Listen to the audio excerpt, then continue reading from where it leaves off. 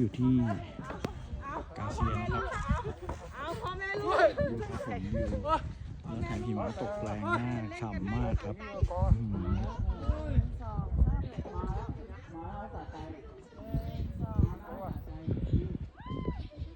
หิมะตกฉ่ำสุดๆ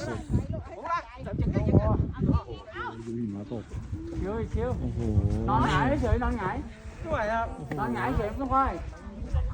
สวยมากครับ ขี้มู ความ ไหล สูง4,800 ครับ